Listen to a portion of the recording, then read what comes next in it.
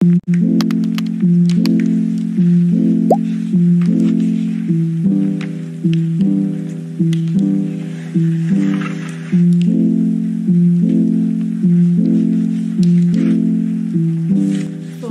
araw sa inyong lahat. Ako nga pala si Janica Galzano, and para sa araw na ito ay magkakaroon tayo ng vlog. So ano nga ba yung magiging nilalaman or content ng vlog na ito? So unang-una is yung konsepto ng multiple intelligences. So ibabahagi ko sa inyo kung ano nga ba yung mga skills and abilities na makikita nyo sa multiple intelligences na napoposes ko para mas makilala nyo pa ako at para mas makapagbahagi pa ako ng informasyon tungkol sa aking sarili. So, ano pang hinihintay natin? Magsimula na tayo.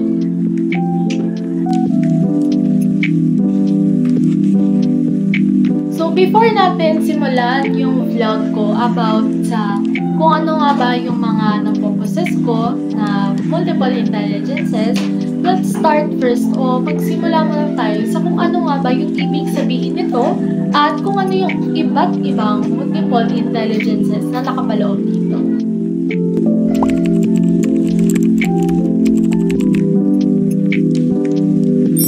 Ayon kay Dr. Howard Gardner, ang multiple intelligence ay sinusukat kung ano ang talino ng isang tao sapagkat may kanya-kanya tayong likas na kakayahan.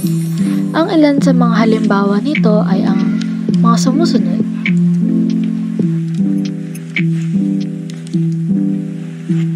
So, unang-unang type ng multiple intelligences na aking ipapakita sa inyo ay musical intelligence.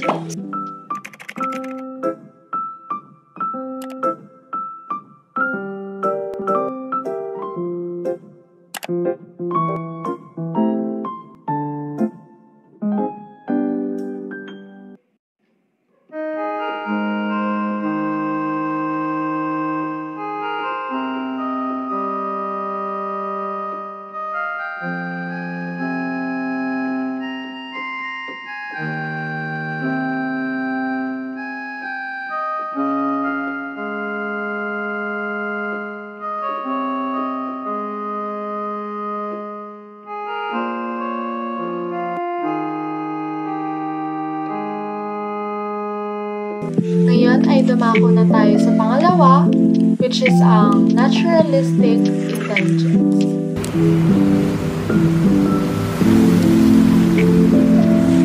Masasabi kong isa ito sa mga napoposes ko kasi as you can see, ang dami naming mga tanim sa bahay and honestly po, isa po ako sa mga nagpatubo nito.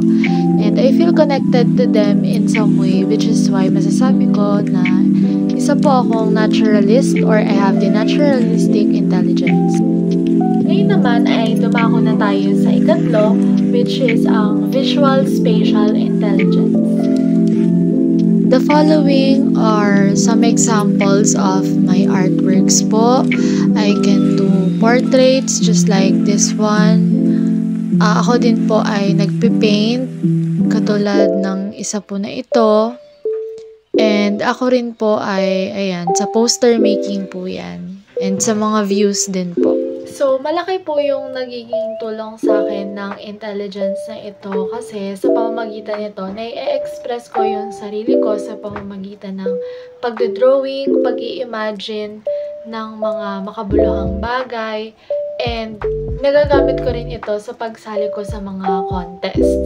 Fun fact about me po, ang isa sa mga ginagamit kong techniques kapag nagre-review ako ay ginagamit ko po yung aking photographic memory, which is part din po ng visual spatial intelligence. Bukod sa tatlong nabanggit, sa totoo lang ay meron pa talagang iba pang multiple intelligences ang nais ko sanang ipakita sa inyo o ibahagi sa inyo. Pero wag na nating pang masyadong pahabain at i-discuss ko na lang ng kaunti. So, pang-apat dito is yung linguistic intelligence. Kapag sinabi natin linguistic intelligence, may kinalaman siya sa mga words o basta sa mga pananalita, language, And dahil dito, masasabi kong isa to sa mga napoposes kong katalinuhan sapagkat mahilig din akong gumawa ng mga tula, ng mga poems na naglalaman ng mga mabubulaklak na salita, and marami pang iba. And with all of that, nais ko lang sabihin na sana natuwa kayong panoorin yung mga iba't ibang uri ng katalinuhan na aking ibinahagi sa inyo.